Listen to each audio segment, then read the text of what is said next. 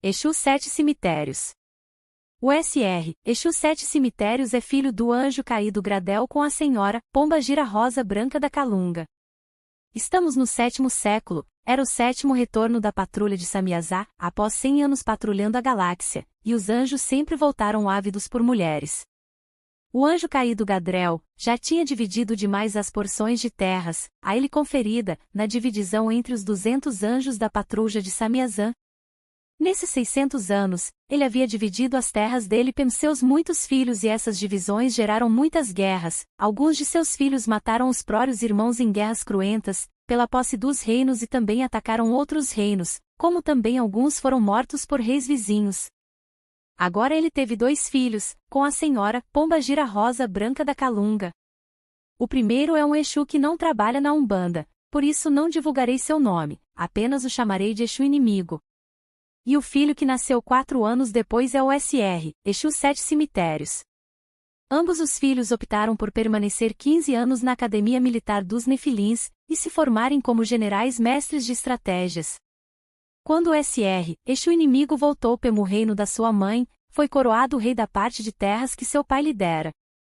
O reino foi muito bem armado e defendido por sua mãe, de sorte que quando os anjos partiram pela patrulha da galáxia, ela tinha uma força militar suficiente forte para não ser invadida por seus vizinhos, enquanto seus filhos estavam na academia militar. Quando seu segundo filho saiu da academia, ela decidiu não dividir o reino em 2, considerando que isso enfraqueceria os 2 reinos e decidiu que o Sr. Exu Sete Cemitérios seria coroado príncipe e ficaria como comandante dos exércitos. E a muito contragosto o Sr. Exu dos Sete Cemitérios aceitou. Como comandante das tropas, o Sr. Exu Sete Cemitérios melhorou o treinamento das tropas, aumentou a remuneração desde soldado até general, e passava grande parte do tempo na caserna. A tropa o venerava, pois estava sempre fazendo exercícios de guerra e promovendo competições esportivas entre tropas. Isso mantinha a tropa em forma, já que não havia guerras há algum tempo. Ele levou os exercícios de guerra tão a sério, que suas tropas passaram a ser consideradas as tropas mais bem treinadas dos reinos nefilins. Ele adotou o brasão do leão coroado, e suas tropas eram orgulhosas por serem chamados de os leões coroados.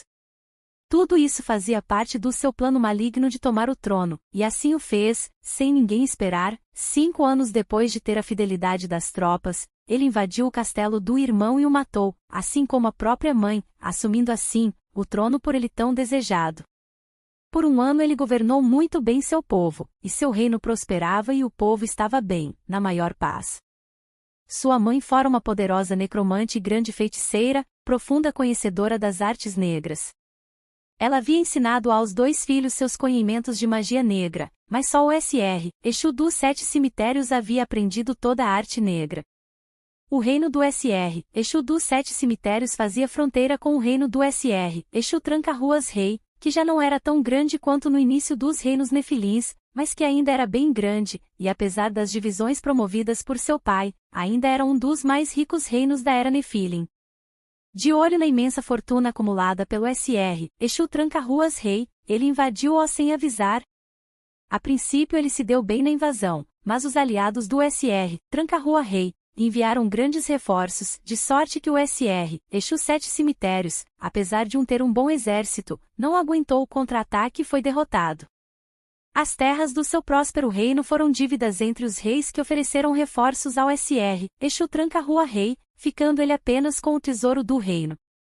O Sr. Tranca-Ruas Rei e seus aliados capturaram vivo o Sr. Exu Sete Cemitérios e o levaram a julgamento, e o veredito foi a morte por enforcamento. Mas a forca não foi suficiente para promover sua morte, ele ficou pendurado na corda por horas e não morreu. Então o amarraram num poste e foram disparadas 7 flechas em seu peito, e ainda assim ele não morreu. Então o levaram pelo carrasco e desceram um machado sobre seu pescoço, mas o machado não cortou seu pescoço. Então colocaram ele na fogueira, por horas, mas o fogo não queimou sua carne. Deixaram ele um dia inteiro debaixo d'água e ele não se afogou. Então chamaram o Sr. João Caveira, considerado o maior mago negro daqueles tempos, temo que ele quebrasse esse feitiço de imortalidade, que impedia que o Nefilim chamado, hoje, de Sr. Exu Sete Cemitérios, fosse morto. O SR, Exu João Caveira então revelou como ele poderia ser morto. Ele teria que ser enterrado em 7 cemitérios, isso anularia o encantamento, colocado nele por sua mãe, quando ela terminou de ensinar a ele todos os seus conhecimentos de necromante e magia tenebrosa.